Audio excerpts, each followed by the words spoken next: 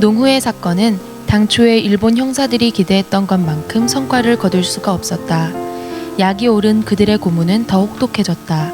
그들은 주목사의 손톱을 잡아 뽑고 손톱 뿌리가 남아있는 자리를 대나무 바늘로 쑤시고 찔렀다.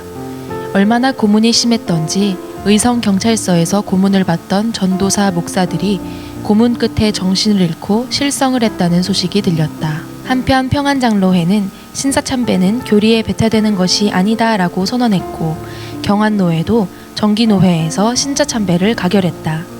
9월 9일 총회가 열리기 전에 총노회 27개 중 과반수가 넘는 17개 교회가 신사참배를 스스로 가결해버렸다. 드디어 장로회 27차 총회가 9월 9일 평양의 서문박 예배당에 219명의 총회 참석자가 모여들었다. 참석자 219명 사이사이에 경찰관 97명이 끼어앉아 장로회 총회가 아니라 경찰관 모임 같았다. 총회장이 신사참배 가결 선포를 하자 30여 명의 선교사들이 우르르 일어나 이것은 불법이라며 항의했다. 의성에서 주목사의 면회를 허락한다는 정갈이 오자 오사모는 한달음에 달려갔다. 일본 형사는 오사모를 앉혀놓고 회의하였다. 부인께서 신사참배를 하겠다는 약속을 하도록 설득하세요. 그것이 한 가지면 당장 석방입니다. 형사실 문이 열리고 나타난 주목사의 모습은 너무도 처절했다. 깎지 못한 수염 속의 얼굴은 백낯빛이었다. 손가락으로 건드리기만 해도 건불처럼 쓰러질 것만 같은 모습이었다. 오사모는 피가 나도록 입술을 깨물고 그 자리에 무릎을 꿇고 엎드려 절했다. 목사님 장하십니다. 주님께서 목사님의 승리를 끝까지 지켜보시며 기다리고 계십니다.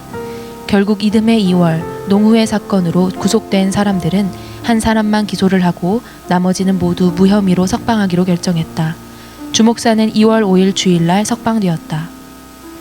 주목사가 집으로 돌아온 뒤 6개월이 지난 8월 초순 6명의 형사들이 사택으로 들이닥쳤다. 주기철 목사는 무릎을 꿇고 앉아 눈을 감았다.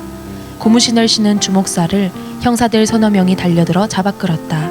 주목사는 한 번도 뒤를 돌아보지 않았다. 주목사를 연행하자마자 지하실에 끌어다 놓고 먼저 거꾸로 메어 달았다. 그리고 주전자에 고춧가루를 풀었다. 피가 머리로 내리 쏟아지고 눈알이 당장 빠질 듯했다. 코로 입으로 들이붓는 고춧가루 물은 뇌수를 긁어 흔들며 단번에 숨통을 막았다. 그들은 주목사를 천장에서 끌어내려 엎어놓고 등을 발로 밟고 옆구리에 발길질을 했다.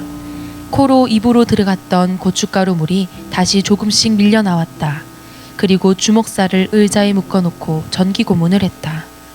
그때 호련히 주목사의 입에서 찬송이 흘러나왔다. 이 세상 험하고 나 비록 약하나 늘 기도 힘쓰면 큰 권능 얻겠네. 경찰은 산정현 교회에 압력을 가하여 신사참배를 시키려고 안간힘을 써보았으나 교회는 똘똘 뭉쳐 신사참배를 거부했다. 그러자 경찰의 명령에 따라 임시노회를 통해 주기철 목사를 파면시켰다. 그리고 결국 경찰은 예배당을 폐쇄시켰다. 경찰은 주기철 목사의 가족들이 기거하고 있는 사택도 빼앗았고 헛간 같은 비참한 단칸방으로 이사시켰다. 평양경찰은 일단 주기철 목사를 가석방이라는 명목으로 방면했다. 신사참배 반대운동을 하던 목사들과 장로들은 신사참배한 목자들을 예수님의 이름으로 징계하고 신사참배 반대하는 이들이 새 노회를 만들어 교회 재건운동을 시작하자고 하였다. 그러나 주 목사는 심판은 하나님 한 분이 하시도록 맡겨드리면 어떻겠습니까? 그리스도의 도를 등진 자들을 치리하는 것보다 차라리 교회에 충성하는 길이 우리가 가야 할 길이라 믿습니다. 라고 하였다. 6월 중순 오후 형사대가 몰려와서 다시 체포되었다. 그리고 이듬해 초봄 느닷없이 형사가 특별 면회라고 하면서 식구들 모두 함께 데리고 갔다. 그런데 3층 형사실이 아닌 지하 고문실로 데려갔다. 형사들은 가족들이 보는 앞에서 주목사를 잔인하게 고문하기 시작했다. 노모는 정신을 잃었고 어린 광조는 아버지가 당하는 고문과 어머니의 매맞는 것을 지켜보다가 그 충격으로 말을 잃었다. 1944년 3월 면회 때 아들 광조를 보고 싶어 해서 같이 갔다. 철창 앞에 푸른 죄수복을 입은 주목사는 머리를 빡빡 깎은 모습으로 서 있었고 눈물이 글썽해진 눈으로 아들을 향해 웃음을 머금었다. 그리고 그날 이후 간수에게 부탁하여 종이와 연필을 구하여 집으로 유서를 썼다. 오사모는 눈물로 바닥을 적시면서 밤을 새우고 날이 밝을 무렵 이제는 이 땅에서 주기철 목사의 고통이 끝났다는 것을 알았다.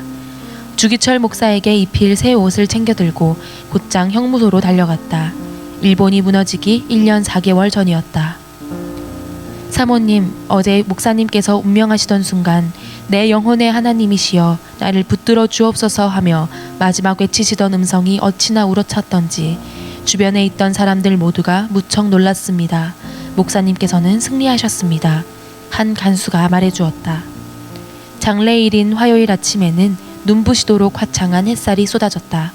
평양 고등보통학교 정문 앞 광장이 인산인해를 이루었다. 대성산 공동묘지, 그렇게도 그리워하던 돌박산에서 그의 순결한 삶이 끝났다.